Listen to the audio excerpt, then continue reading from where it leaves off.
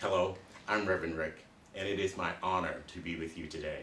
We really hope that this video is a blessing to you. And if it is, please consider making a donation. People watch our videos locally when they cannot necessarily come to church throughout the United States and the world. So please join us and click the link below and make a donation. Thank you, and let this be a blessing to you.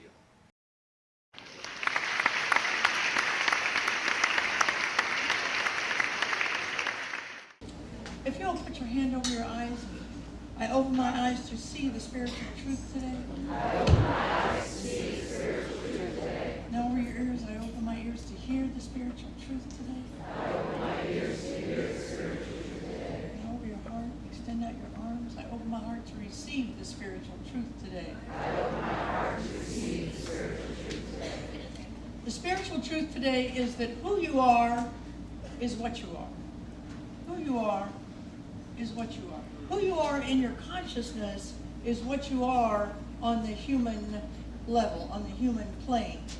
If you are fortunate enough to know, and know you know beyond a shadow of a doubt, that you are the embodiment of spirit on this planet, or as the Muslims say, the very voice and heart and hands and feet of God on the planet, if you know that without a shadow of a doubt, you are abundant, you are creative, you are loving and lovable.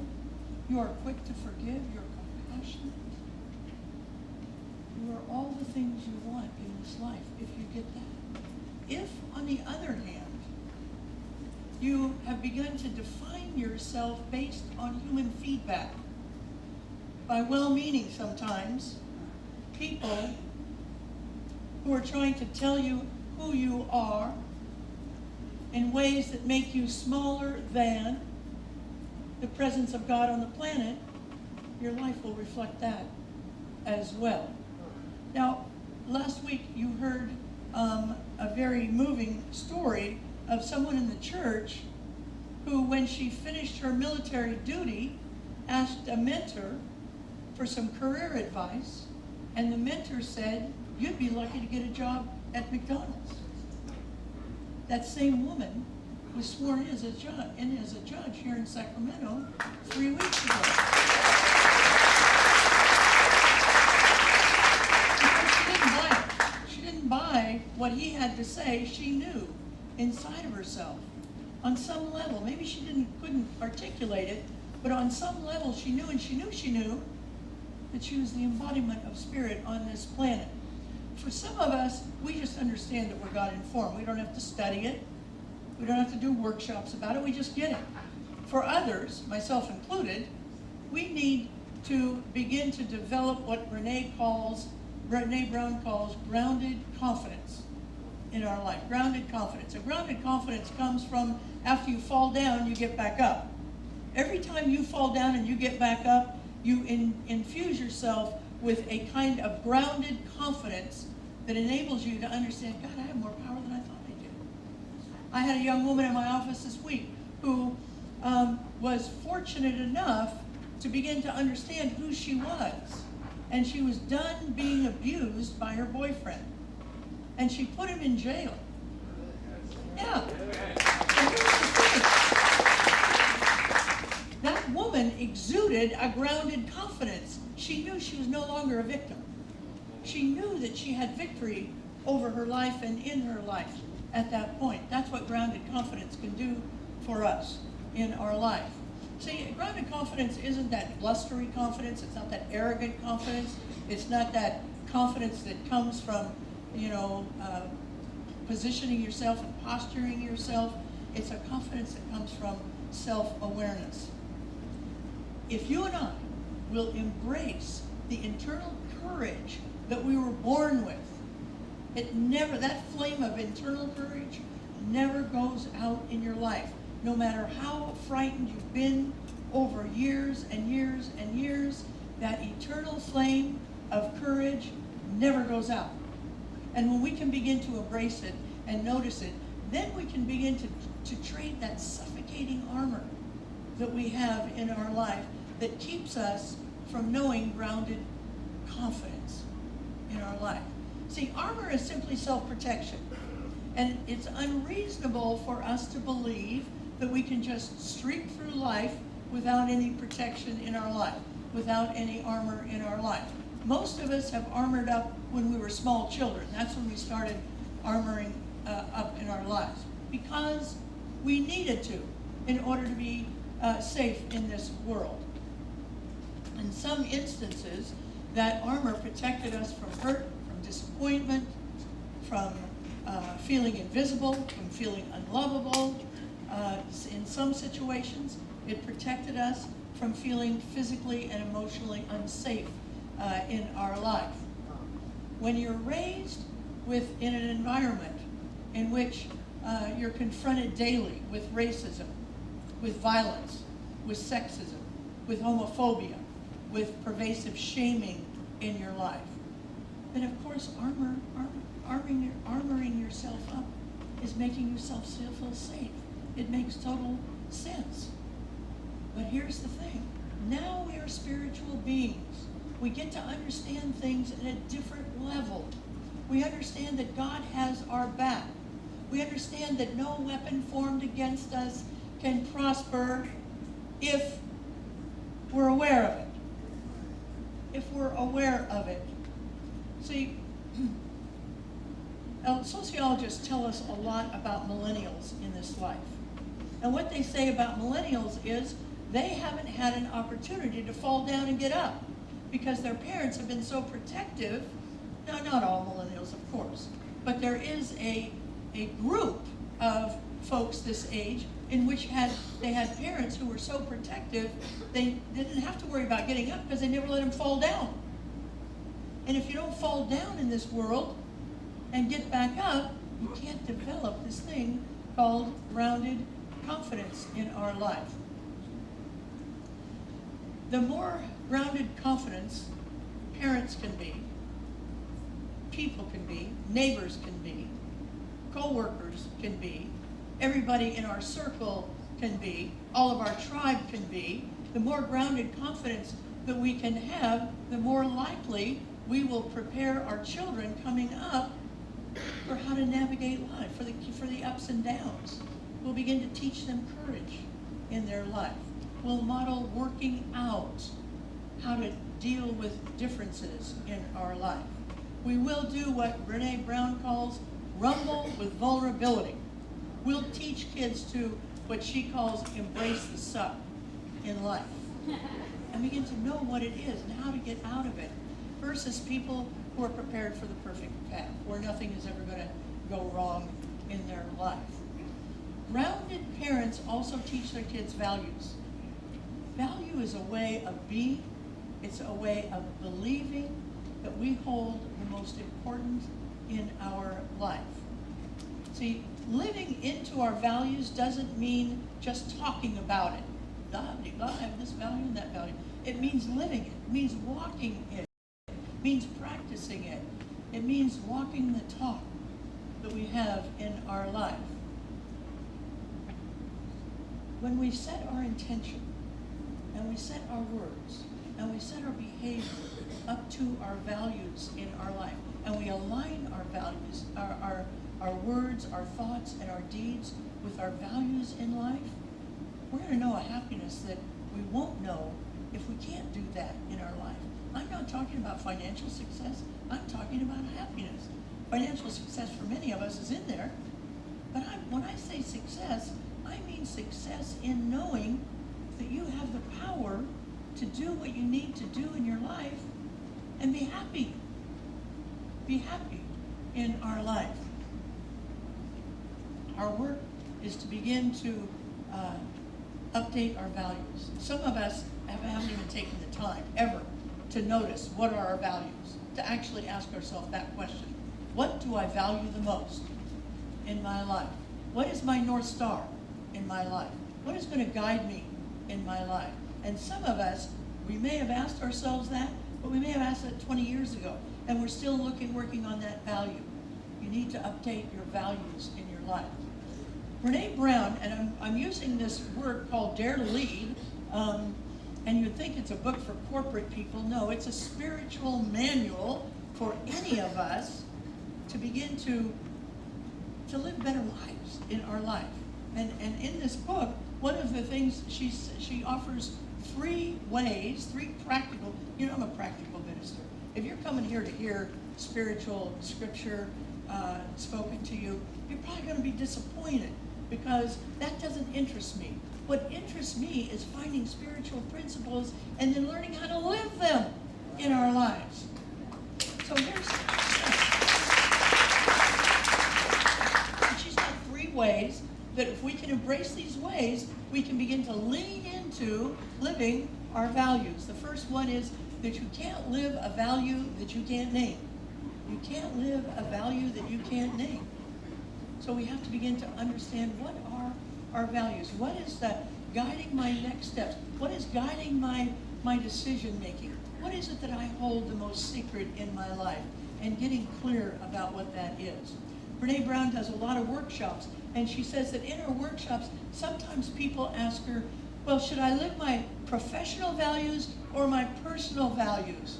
And her answer is this: there's only one set of values. They don't shift based on context. You have values, and those values are what your soul is calling you to understand so that you can live in alignment with them regardless of the situation, regardless of where you find yourself.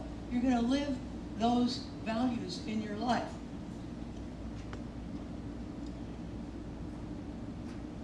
The tricky thing about values is when you live your own values, they may not be the same as your boss's values. They may not be the same as your parents' values. They may not be the same as your kids' values. They're your values, and you have to begin to live with them in your life. Now, in the bulletin, I put a whole list of values. It is not an exhaustive list. On the back, you might write some other values that are important to you. But today, I'm going to ask you to do a task that she asked us to do, and I actually did. And the task is this. Tonight, when you go home, take out that sheet and find just 2 values that are your guiding light.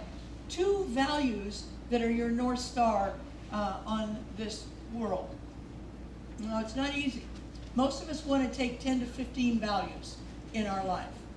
In fact, she said she did that. She said whittling it down to 2 values was very, very challenging.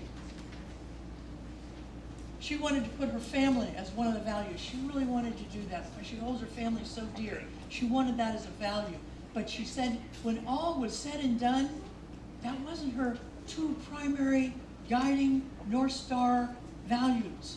Her 2 values were courage and faith.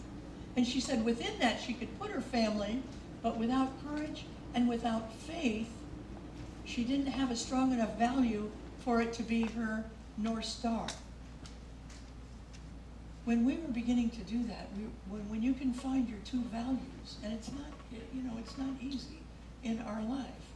Using the church as an example, I had to find 2 values. I decided to, I don't do anything, I don't ask you to do anything that I don't do ahead of you so that it doesn't sound too cuckoo. I don't get up here and say, no, I do it myself. And it was hard for me to find 2 values of the church because we're a value-driven church. We have tons of values here. But I boiled it down to 2 because that was what was asked of me.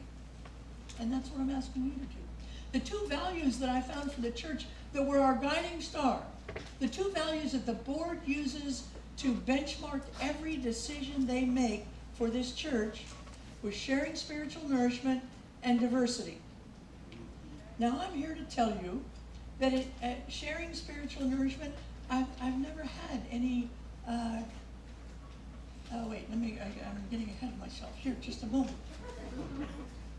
So let me say that everything we do in this church, the Board of Trustees, myself, the ecclesiastical staff, all of the things that we do are benchmarked against this. All of the policies and the programs we have fit into this. So even the hikes that Reverend Peggy takes people on, that is based in spiritual nourishment, Sarah. You can't find any better spiritual nourishment than nature. So everything we do is benchmarked against these 2. So it brings me to the second wisdom that she teaches, which is this. Take your values from out of BS to behavior. Take your values from BS to behavior. Now, here is the thing. In the example of the church, it's not easy because people are going to want to have an opinion about your values in life. And, you know, rarely does anybody confront me on the value of sharing spiritual nourishment. Almost never do I get any feedback about that. But I'm going to tell you, I get a lot of feedback about my value or our value of diversity in this church. Sometimes folks misunderstand my talk about oneness, which is a spiritual principle, for political talk. Now, it's not that I haven't crossed the line, I've crossed the line. But basically, the truth is that oneness is not political talk in our policy. I've gotten a lot of, I only allow men to read the sacred reading here. And I have caught a ration from some of the women in the church who have said, it's not fair. I'm not looking for fair. My guiding principle is not fair. My guiding principle is diversity. And we have until very recently, when Reverend Rick began to, was licensed, we were an all-female dominated pulpit. And I wanted men to see themselves in leadership in the church.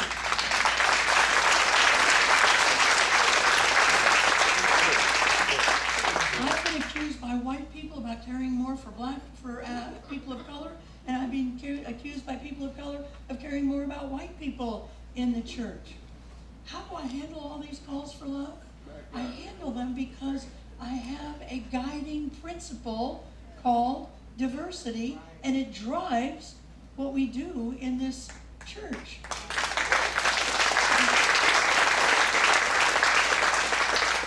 So I'm going to ask you to take that sheet home tonight, sit at your kitchen table, find two. Make yourself just find two. It's going to be hard, but make yourself just find two. And then jot down a couple of actions you've taken in the last, month or so that have supported those two values in your life. The third way she asks us to lean in is through empathy and self-compassion. She said that the empathy and self-compassion are the two most important seats in your arena. Now I want to explain this idea of arena because if you bought the book, you know that she uses that analogy a lot. And I encourage you to get this book. It's called Dare to Lead. Don't let the lead things turn you off. Don't say, well, I'm not a leader. I'm a follower, or I don't lead anything. Everybody leads something in their life. And in this book, the whole idea of arena is this. Oops. It's a quote from Teddy Roosevelt that she loves. It is not the critic who counts, not the man who points out how the strong man stumbles, or where the doer deeds could have been better. The credit belongs to the man who is actually in the arena, whose face is marred by dust and sweat and blood, who strives valiantly, who errs, who comes short again and again, who at the best knows in the end the triumph of high achievement, and who at the worst, if he fails, at least fails daring greatly. So we all have an arena in our life. And the arena is one of the challenges of being in an arena is they're often filled with people. And that can be challenging. I've even been known to tell Dawn on occasion, church would be so easy if it didn't have people in it. And the truth is, I love every one of you, and I'm so glad you're here. It's not the same when you're not here. Okay. The arena is filled with all kinds of people, and let me get back here. Okay.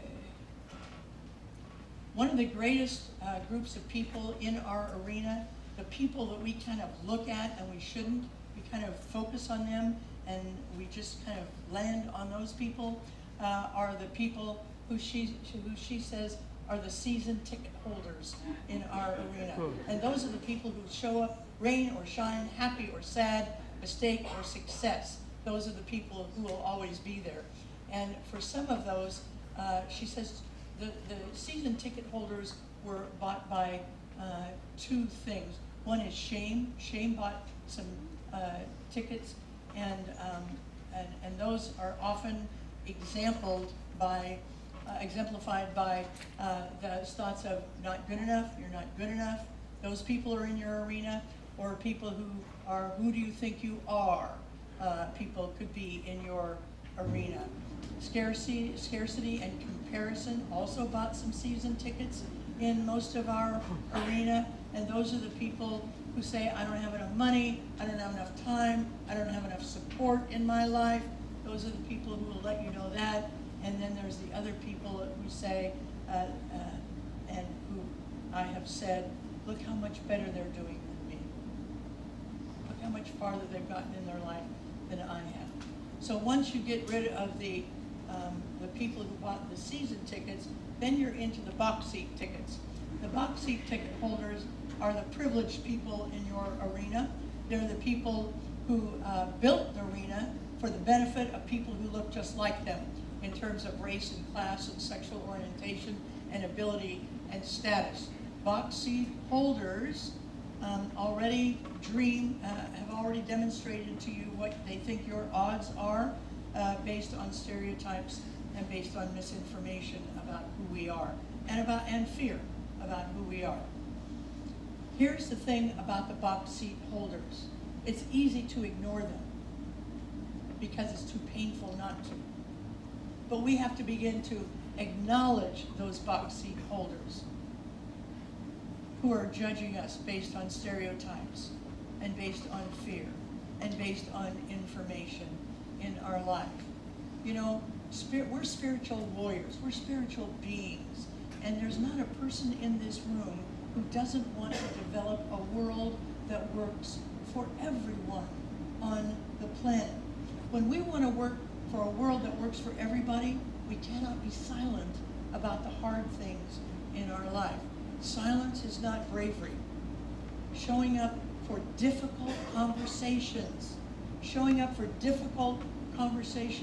like the one on privilege coming up, is spiritual warrior behavior in our life. See, brave people aren't armed with all the answers. I don't know the answers. Ami doesn't know all the answers. We're going to have a discussion, and we're going to ferret out some of the answers here. Brave people say this: I see you, I hear you, I don't have all the answers. I'm going to keep going. I'm going to keep myself quiet, and I'm going to listen to you, and I'm going to keep asking you questions. That's what brave people do on the planet. Most of the seats in the arena, the most important seats in the arena, though, are saved for empathy and self-compassion in our life. In the empathy seats, you only need one or two people.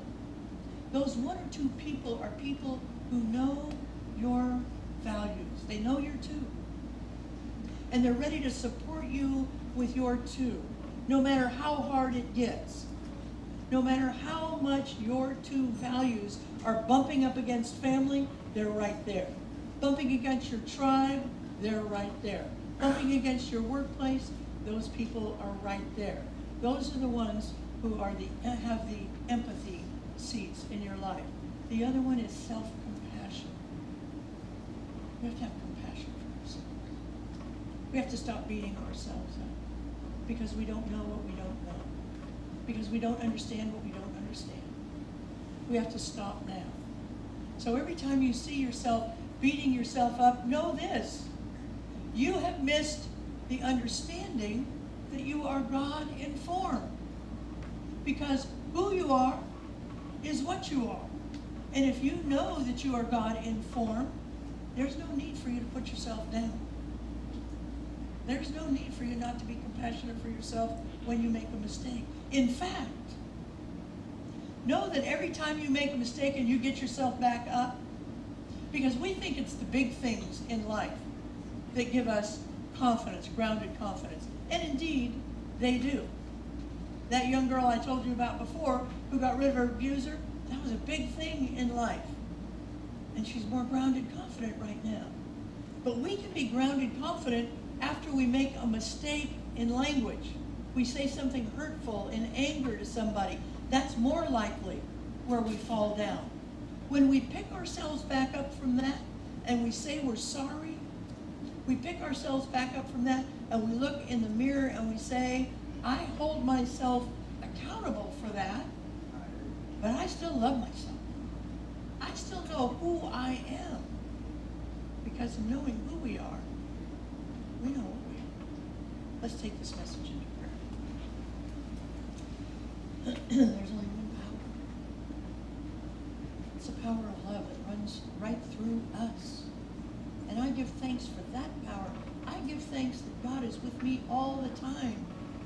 In my fine moments, in my embarrassing moments, in the moments I wish that it hadn't been a moment at all, God is right where I am, and I give thanks for that. I release this word into the law together we say. And so it is.